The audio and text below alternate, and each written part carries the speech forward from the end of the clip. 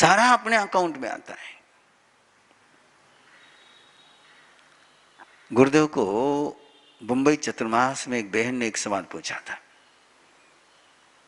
बोले जो हम काम करते हैं उसका पाप लगता है, समझ में आता? बोले जो हम नहीं करते उसका पाप कैसे लगता है? जो हम करते ही नहीं है उसका पाप कैसे लगता है? गुरुदेव ने उस बहन की तरफ देखा कि वो श्रीमंत परिवार की थी। उसको पूछा तुम्हारे घर में कारें कितनी है? बोले 4। बोले कितने कार काम में लेती हो? बोले 1। टैक्स कितने कार का लगता है? 1 कार का। क्यों? कार भले तुम 1 काम में ले रहे होंगे लेकिन अधिकार तुम्हारा 4 कारों पर है, तो चारों ही कारों का तुमको टैक्स भरना पड़ेगा। रहते भले 1 मकान में होंगे लेकिन तुम्हारे नाम पर यदि 4 मकान है, 10 मकान है, जितने मकान होंगे उतने का टैक्स भरना ही पड़ेगा। आप ये नहीं कह सकते हैं कि मैं जहां रहता हूं उसी का टैक्स भरूं। क्यों? वही सूत्र है ऋषि व्रत का।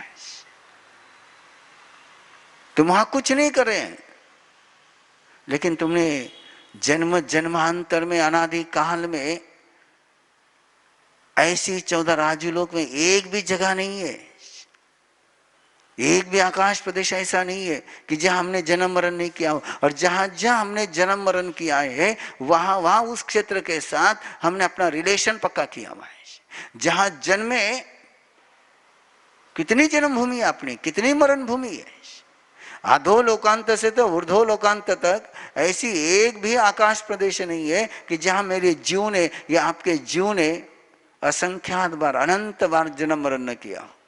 और जहां हमने जन्म मरण किया है वहां हमारा कनेक्शन बना हुआ है, वहां हमारा रिलेशन बना हुआ है, वहां का अकाउंट चालू है। उस अकाउंट को क्लोज नहीं किया गया है। और वो अकाउंट किसका है? पाप का अकाउंट है। वो कोई पुण्य का अकाउंट नहीं है, वो कोई धर्म का अकाउंट नहीं है। वो 18 पाप का अकाउंट है पूरे क्षेत्र का, 14 राजू लोक का। और 14 राजू लोक का वो अकाउंट यदि ब्रेक करना हो तो उसको कहते ऋषि व्रत ले लो। कि जितना मैंने क्षेत्र खुला रखा है उसके क्षेत्र में जो मैंने मर्यादा कर रखी है श्रावक व्रत की, उस मर्यादा में मैं रहूंगा। और उसके बाहर जो मैंने सीमा आखिरी जो बाउंड्री मैंने तय कर ली है, उस बाउंड्री के बाहर मेरा कोई संबंध नहीं पाप का। मैं वहां का कोई भी वस्तु, वहां बनी हुई कोई वस्तु, वहां बनी हुई कोई व्यक्ति, उसके साथ कुछ भी नहीं करूंगा। लेकिन मुश्किल आज सबसे बड़ी हुई ऋषि व्रत में मामले में, ये तुम्हारा मोबाइल है ना, ये स्मार्टफोन, इस स्मार्टफोन ने ऋषि व्रत की धज्जियां उड़ा के रखती हैं। इसलिए ऋषि व्रत का पचकान लेना होगा तो आपको पहले स्मार्टफोन और ये मोबाइल का विषय लेना पड़ेगा कि आपका मोबाइल इस आज पता चल रहा है कि इससे को उच्च ऋषि की मर्यादा क्यों करी होगी। मैं बहुत बार सोचता था कि उस समय कोई एरोप्लेन नहीं थे, कोई हवाई जहाज नहीं थे, कोई आदमी के ऊपर उड़ के जाता नहीं था, फिर उच्च ऋषि की मर्यादा क्यों करी। लेकिन ये सर्वज्ञ परमात्मा, उनको पता था कि आगे सैटेलाइट आने वाला है और सैटेलाइट के साथ जब कनेक्टेड हो जाओगे तो उच्च दिशा का परिमाण हो गया तुम्हारा कल्याण। तो यदि तुमको ऋषि व्रत लेना होगा तो मोबाइल को वाई वाई करना पड़ेगा कि मोबाइल के तो सारे मैसेज सैटेलाइट थ्रू जाओगे तो कितनी ऊंची दिशा हो गई वहां है ना।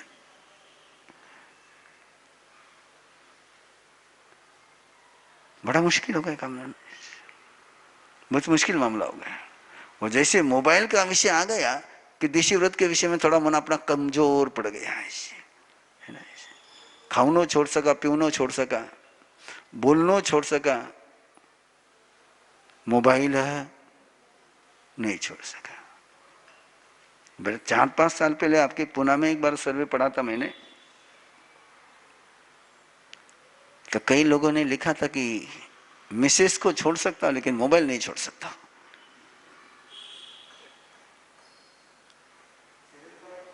हाँ, शरीर का पार्ट बना गया, तुम्हारे दिमाग का पार्ट बना है ना, दिमाग का बन गया और पता ही नहीं चल रहा कि अभी आप लोग कितने सुधरोगे पता नहीं मुझे, लेकिन बच्चे सुधर गए हमारे। बच्चों ने एक लिंक उनके पास भेजी, सोशल मीडिया डिलेमा, और उस लिंक को देखने के बाद कई बच्चों ने कल भी आकर के बच्चों ने कहा कि मां साहब मैंने बंद कर दिया, मैंने बंद कर दिया। और आपको मैं एक छोटा सा सूत्र दे, बच्चों को सामयिक में स्टडी कराओ। उनको स्कूल की पढ़ाई करनी है ना, सामयिक लेकर के बैठा दो, समर लेकर के बैठा दो। सामयिक का तुमको बहुत ये लग रहा है तो समर लेकर के बैठा दो, और समर की एक मर्यादा हो जाएगी, तब तक मोबाइल हाथ में नहीं लेंगे वो। और मोबाइल हाथ में नहीं लेंगे तो पढ़ाई डिस्टर्ब नहीं होगी। धर्म तुम्हारे कितने काम आ सकता, तुम काम में लो तो आराम से काम में आ सकता है। तो दिशी व्रत की बात मैं आपके साथ कर रहा था, पहले उसका थोड़ा सा स्थूल स्वरूप समझ रहे, फिर सूक्ष्म स्वरूप में जाएंगे। और बच सकते हैं, उसमें कुछ नहीं, आराम से बच सकते हैं, बहुत इजीली बच सकते हैं। कि अभी वो, क्योंकि आप दिशी व्रत के जो आते चाह रहे कि सीमा के बाहर मैसेज भेजाओ, अब यहाँ तो मैसेज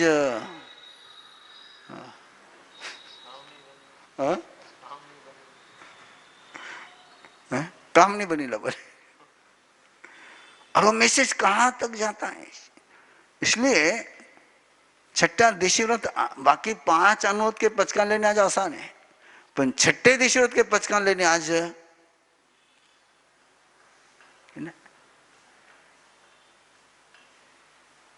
मुश्किल में पड़ गए। जिससे मोबाइल तो विषय आ गए हो, और जरा जब तक मोबाइल का विषय नहीं चल रहा था तब तक अरे अपने पचकान ले लो, मन बन रहा तो है ना। वो मोबाइल का सब्जेक्ट आ गया और लगा कि नहीं छठा दिशा बड़े टीढ़ी के रहे हैं,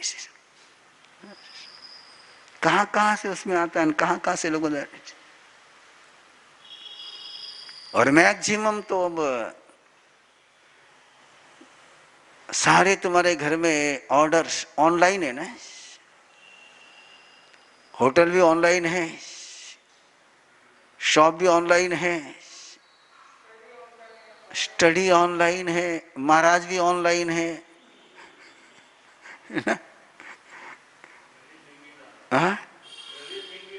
एवरीथिंग इज ऑनलाइन है ना। बड़ा मुश्किल हो गया मामला। 98 की बात है, 1998 की बात है। राम प्रसाद जी महाराज पंडित राम भगवान कहते हैं उनको, उधर उत्तरी भारत में ऐसे वो माइक पर बोलते नहीं है, इलेक्ट्रिसिटी का बहुत बचाते हैं। उनसे मैं बात कर रहा था, और उनसे बात करते करते मैंने कहा कि ये इलेक्ट्रिसिटी का, बोले आज कुछ भी सोच लो आप, उस समय कहा था उन्होंने, आज तुम कुछ भी सोच लो लेकिन आने वाले समय में इलेक्ट्रिसिटी के बिना तुम्हारा एक कदम भी चलने वाला नहीं। उस समय उन्होंने कहा था, दैट टाइम उन्होंने कहा था। ऐसे और एक संत को मैं मिला था, मुनि नगराज जी को, वो जो तेरा पंथ के संत है, और उन्होंने वाहन यात्रा शुरू करी थी, तो उनसे मैं मिला था। मैंने कहा क्या किया आपने? बोले ठीक है प्रवीण ऋषि, हमने आज किया, 25 साल के बाद तुम भी करोगे। मैंने कहा क्या सोचते हो? बोले बोले सब पता है, बोले हमको अगले 25 साल में वही हालत होनी, बोले। और मैंने उस समय सोचा नहीं था, अब तक उस बात को 25 साल हुए नहीं है, अब तक उस बात को 25 साल हुए नहीं है, लेकिन मैक्सिमम तुम और हम देख रहे हैं। आपके पूना में एक बहन ने एक ऐसा तीखा सवाल मुझे पूछा था 2008 में। अभी वो बहन बेंगलोर में, उस समय यहाँ थी मुत्था परिवार की, महावीर प्रतिष्ठान से हम उनके घर जा रहे थे। तो घर जा रहे थे तो जैसा अपना रूटीन है आपका, तो नज़र मर गई है कि हमारा सबका सामान गाड़ी में जाएगा। तो गाड़ी में सामान गया और उस बहन ने मुझे एक सवाल पूछा, बड़ा तीखा सवाल पूछा। बोले आपका सामान गाड़ी में जा सकता तो आप क्यों नहीं जा सकते हो? और मेरे पास कोई जवाब नहीं था। आई हैव नो आंसर, है ना? आज भी नहीं है, आज भी नहीं है। यदि बैठने के लिए गाड़ी मना है तो सामान के लिए भी गाड़ी मना। सामान भी तो तुम्हारा ही है। अब थे आप उसको स्वीकार करो या मत करो, लेकिन व्रत की तो मर्यादा पक्की है। ये गाड़ी तो बैठती नहीं है। थे उन्हें कितनों ही ठोको पीटो, जो सच है वो सच है। और ये मेरे पीछे भी ये गाड़ी लगी 2010 से। 2010 के पहले मेरे पास तो कोई साइकिल भी नहीं थी, गाड़ी भी नहीं थी। वो चेन्नई क्या जाना हुआ ना, जो गाड़ी का पुछड़ा पीछे लग गया। मैं इसको कई बार कहता हूँ कि एक जमाना था कि साइकिल पर भी काम चल जाता था, और अब जमाना ये आया कि वो गाड़ी भी बड़ी से बड़ी करनी पड़ रही है। और जब भी वो प्रसंग आता है ना, तो मैं गुरुदेव की कहानी याद आती मुझे। कि एक आदमी जंगल में गया, उसके एक टोपली मिली। टोपली मिली तो उसने टोपली उठा ली, खाली टोपली अच्छी लगी उठा ली, और उठाई तो उसके आगे गया तो सूखी गोबरी मिली, उस टोपली में डाल ली। आगे गया और कुछ मिल गया, वो टोपली में डाल लिया। जो जो मिलता गया टोपली में डालता गया, टोपली में डालता गया। बोझ हो गया माथे पर। और बोले क्या हो गया? आते समय बड़ा हल्का था, नहीं सारा बोझ हो गया। बोले क्यों हो गया? ये सारे टोपली के पीछे हो गया। बोले ये टोपली नहीं होती, है ना? ये टोपली छे, वो गाड़ी जो है टोपली छे। और बढ़ता जा रहा है, बढ़ता ही जा रहा है। मैं इसको समझता हूँ, महसूस करता हूँ, बहुत खुले रूप में महसूस करता हूँ। ये तो आज मैं पहली बार ऑनलाइन माइक पर बोल रहा हूँ, लेकिन जब भी परस्पर में चर्चा चलती है, इस बात को मैं महसूस करता हूँ और इनको कहते रहता हूँ, साधु साधुओं कहते रहता हूँ कि जब हमारे चलने में रिया समिति का ध्यान रखने वाले को अपने साथ गाड़ी रखने की परमिशन नहीं हो सकती है। अब आपको सुनना कितना ही भारी जाता होगा, लेकिन इस सत्य को तुमको स्वीकार करना ही पड़ेगा। गलती कर करके कम से कम गलती को इनकार करने का दूसरा पाप तो मत करो, है ना? एक तो गलती कर रहे हैं, दूसरी गलती क्यों करते हो? क्यों उसको नकारे? जो सामने दिख रहा है, खुली आंखों से दिख रहा है, किसके निमित्त से चल रही हो गाड़ी? तो वो सारा है। ओके, ये सारा आज का ये सारा मामला ऐसा ही चल रहा है। अब वो कहते हैं ना, वो धरलं तर चावतं आणि सोडलं तर पळतं।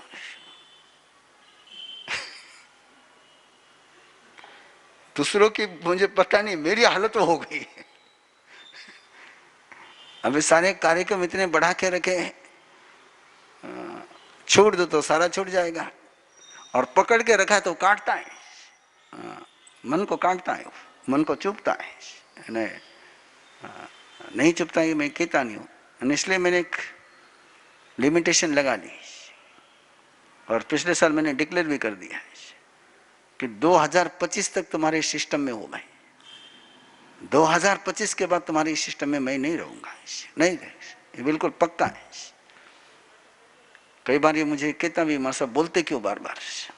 मैंने कहा बोलता इसलिए हो कि लोगों को ही पता चल जाए, मुझे ही पता चल जाए कि तू ज्यादा, तेरी डेट तुझे पता होनी चाहिए कि तू वहां से दिन तुझे पीछे हटना है।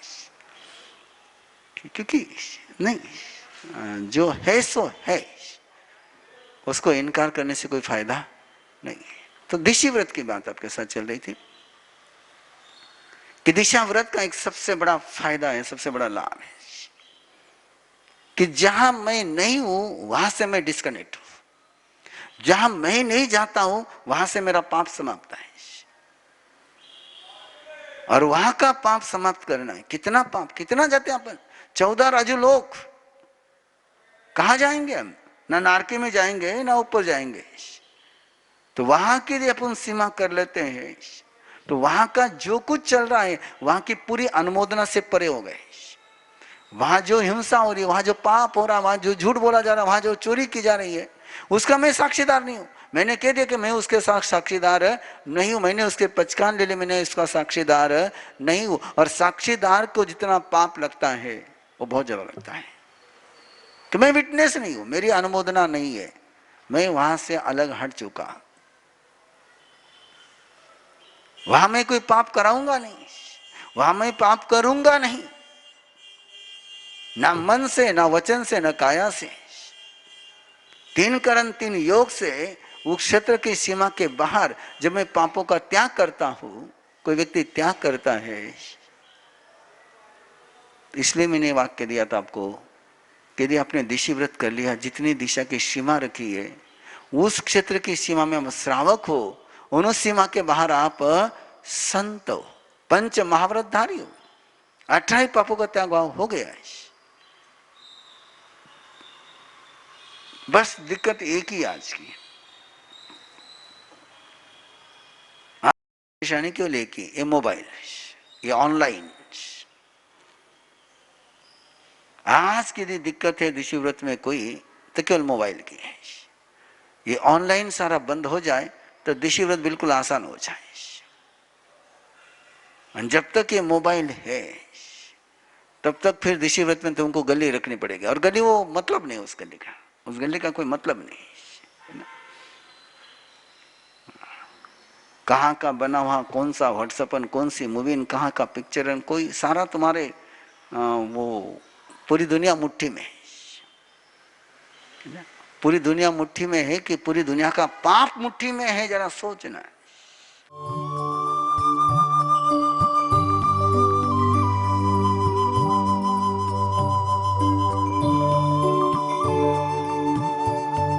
इस कार्यक्रम के पुण्यार्जक हैं श्री दीपचंद जी, श्री सुनील जी, श्री सुजीत जी, श्री सूरज जी पारख, पूना दाल एंड बेसन मिल्स, पुणे।